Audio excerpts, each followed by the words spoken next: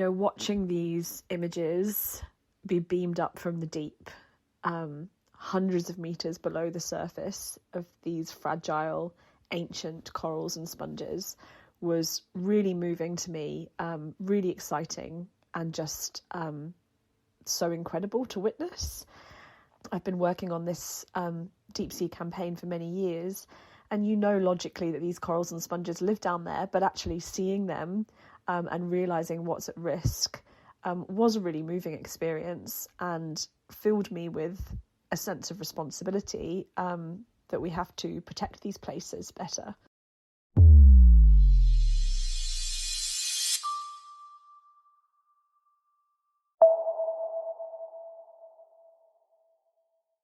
Hello and welcome to the Ocean News Podcast, a series in which we take a deeper dive into the most important stories and the biggest headlines from the Oceanographic newsroom.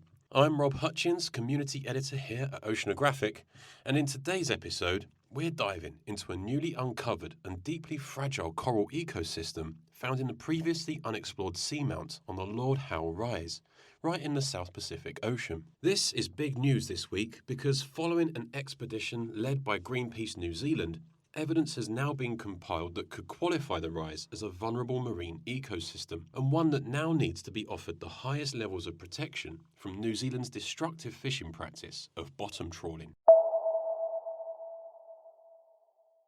Having laid unexplored for centuries, yet left unprotected from some of the harshest and most destructive methods of fishing, it was during a recent expedition led by researchers at Greenpeace that the discovery at Lord Howe Rise seamount was finally made. Despite examining only a small portion of the underwater mountain, scientists catalogued 350 corals, sponges, and other deep-sea species. Many of these organisms are more than 100 years old, with some coral colonies reaching almost 2 meters in height. Among the species observed were bamboo, golden, precious, stony, hydro, and black corals, alongside sponges, sea lilies, and anemones, all of them slow-growing and highly fragile life forms that can take centuries to develop. These types of habitats are known as vulnerable marine ecosystems, or VMEs, rare and delicate environments that are particularly susceptible to damage from human activity, especially bottom trawling, one of the most destructive forms of industrial fishing. Following the discovery, campaigners at Greenpeace are now rallying for the habitat to be given the highest levels of protection from this activity. It's a fishing practice that has seen similar coral ecosystems laid to waste in areas that are just perilously close to that uncovered on this latest research trip. Commenting on the expedition, Greenpeace New Zealand's ocean campaigner Ellie Hooper, who led the scientific mission to Lord Howe Rise, had this to say. So we determined that this seamount on the Lord Howe Rise is a vulnerable marine ecosystem. Vulnerable marine ecosystems are meant to be afforded protections from things like bottom trawling because they are so fragile and so important.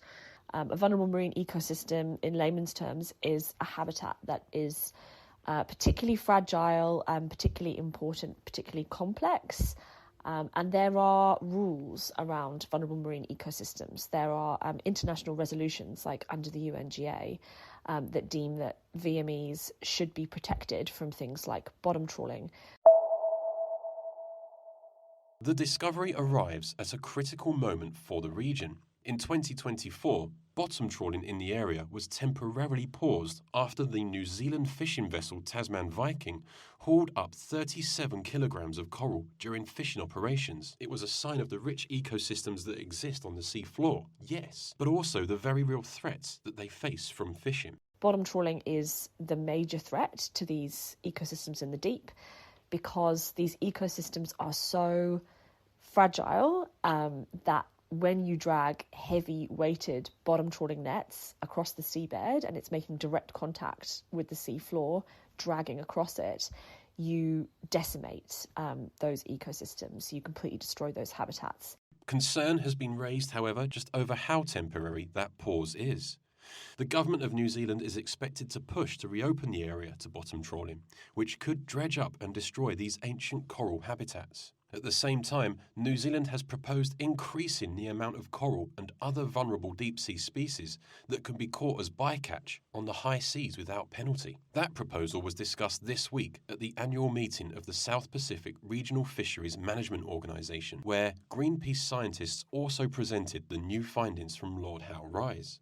International rules state that vulnerable marine ecosystems should be protected from bottom trawling due to their fragility, ecological importance, and extremely slow recovery rates. The seamount could also play a role in a larger conservation effort.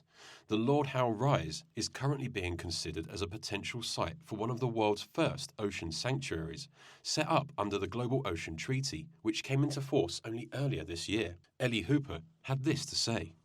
So obviously what Greenpeace hopes is going to be done with this scientific research is that it will be used to permanently close this area to bottom trawlers. Now, New Zealand is the last country to operate a bottom trawling fleet out here in the South Pacific, and clearly these ecosystems are too fragile and too important to sustain it. So we think that it needs to be closed, and we have the proof to say why it should be closed. For now, scientists say the discovery is just a glimpse of what may lie beneath the waves, and they warn that without stronger protections, ecosystems that have taken centuries to grow could be lost in a matter of minutes. You know, watching these images be beamed up from the deep, hundreds of meters below the surface of these fragile, ancient corals and sponges was really moving to me, really exciting, and just so incredible to witness. I've been working on this deep sea campaign for many years, and you know logically that these corals and sponges live down there, but actually seeing them and realising what's at risk was a really moving experience and filled me with a sense of responsibility that we have to protect these places better. That's all for this edition of the Ocean News Podcast. If you'd like to learn more about this story or other stories on vulnerable marine ecosystems around the global ocean, subscribe to this podcast or head to the Oceanographic Newsroom. This has been the Ocean News Podcast. I've been Rob Hutchins, and thank you for listening.